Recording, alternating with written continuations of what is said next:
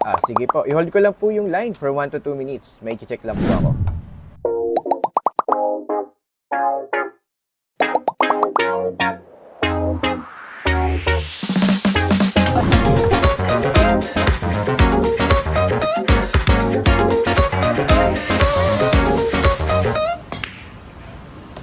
What's up guys, it's your boy Kuya Rene Boy at dito ako ngayon sa Madrid, Philippines para ipakita sa inyo kung gaano kaganda at kasolid ang company nila. Legit na merong local account na Tagalog ang interview, Tagalog ang assessment, everything. Pag di ka magaling mag-English, pwede ka rito. Magsa-site tour din tayo para makita ninyo na legit na merong bilyaran, merong mga studio room, basta marami pa kayo ma-enjoy. Pero bago ang lahat, syempre shoutout sa lahat ng mga nandito ngayon at comment kung gaano kapogi si Kuya Rene Boy, may 500 Gcash ka sa akin. Let's go! Thank you for calling customer service.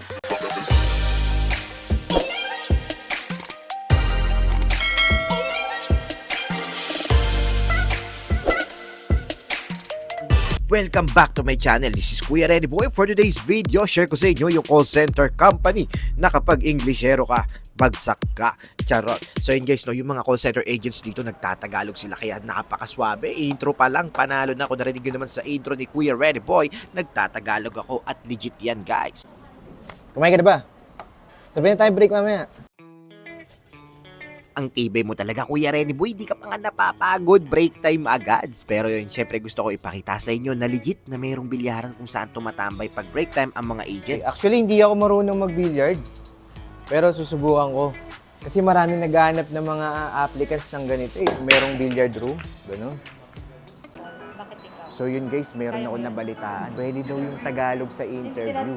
Ang malupit pa dito guys, kung English speaking ka, yung HR pa yung mag-a-adjust sa'yo. So yun guys, tignan natin kung paano yung application process. Balita ko, walang MACOL, walang Versant, walang SWAR, walang kahit anong computer assessment. Kaya kahit hindi ka mabilis mag-type, may chance kang makapasa rito.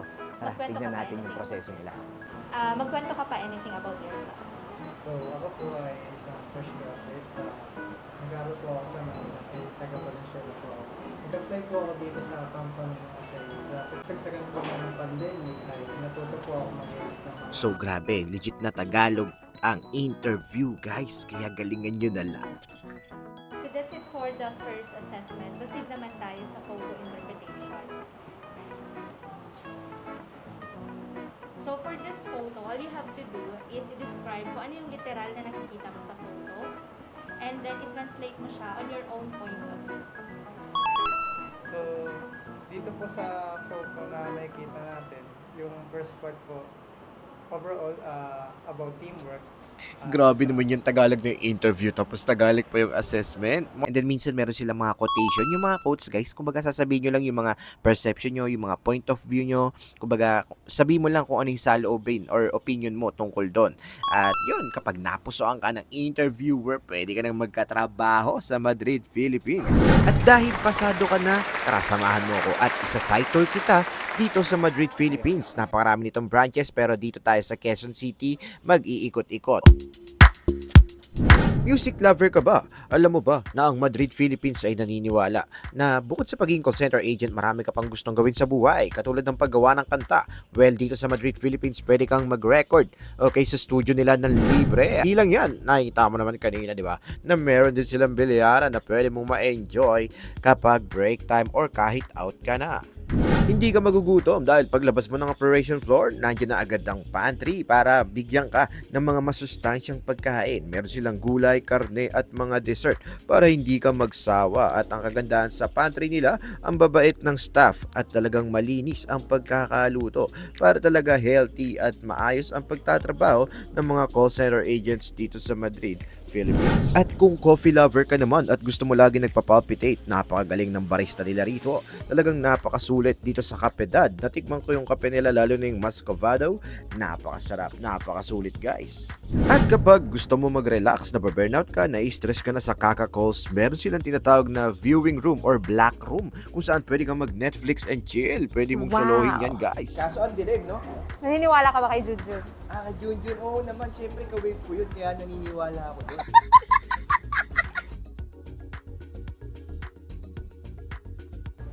So, sobrang lamig talaga niya para ma-feel mo talaga yung chills.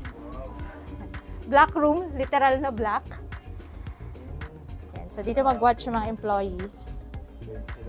So, everyday naman na nakabukas to.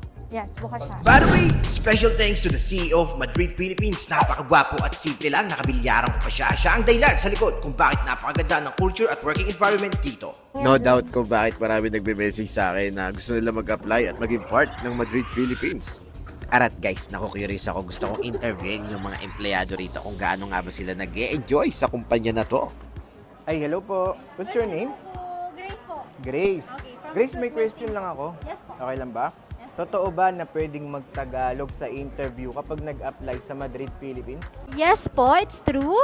You're allowed to speak in Tagalog or Taglish kung saan ka mas confident, mas comfortable na i-express yung sarili mo. Stay calm and syempre focus and sell yourself to get that sweet yes. Hello, what's your name, sir?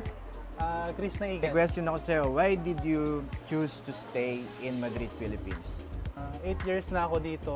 Kaya ako nagstay dahil doon sa outcome for 8 years, doon sa assurance na binigay sa akin ni SP Madrid. What happened during your first call in Madrid, Philippines? Actually, nakakaba po talaga kasi wala po akong any background or idea sa pagiging call center agent. Pero- Naalala mo pa ba yung eksaktong nangyari? Anong naramdaman mo? Sobrang kaba kasi hindi ko po talaga alam paano makipag-communicate with customer eh. Like, wala talaga akong any idea. Sobrang As saya. in 5 months, grabe yung career growth, no? In just 5 months, promoted siya as senior leader. Do you believe that customer is always right? Para sa akin po, hindi. Why? Syempre po, I suffered, syempre naging customer din ako, myself. Mm-hmm. So, hindi naman po laging tama, hindi naman po laging tama yung mga sinasabi or ginagawa ko. Mas naniniwala ako doon sa customer has rights than customer is always right. Yun lang po. May karapatan lang sila pero hindi sila laging tama. Tama. Diba? Gaano ka nakatagal sa Madrid, Philippines? 7 years. 7 years? Grabe Yes, ang po. tagal nun. Why did you choose to stay in Madrid for such a long time? Siguro isa sa mga naging rason bakit ako nagstay is yung environment ng Madrid. Hindi ka kasi nila tinatrato as yung empleyado lang din. Pamilya talaga yung turingan namin dito sa Madrid. That's why I choose to stay for 7 years. Ang position po and how long have you been working here?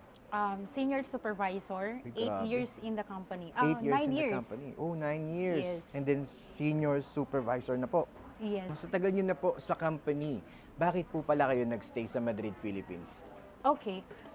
For 9 years in the company, syempre I choose to stay in Madrid just because of professional and personal growth. Baka marami kasing gustong mag-apply at makapasa sa Madrid, Philippines. Baka meron kang tips sa mga applicants. Okay. To all aspiring call center agents, I have some tips for you. One is you should develop your guts. Two, lawakan mo yung pananaw mo sa lahat ng bagay. 3, wag mong maliitin yung natapos mo. Call center, guts and talent lang. Pasok ka na. Lastly, ito May yung bonus pa. tatandaan ninyo. Yes. Ito yung tatandaan ninyo, guys.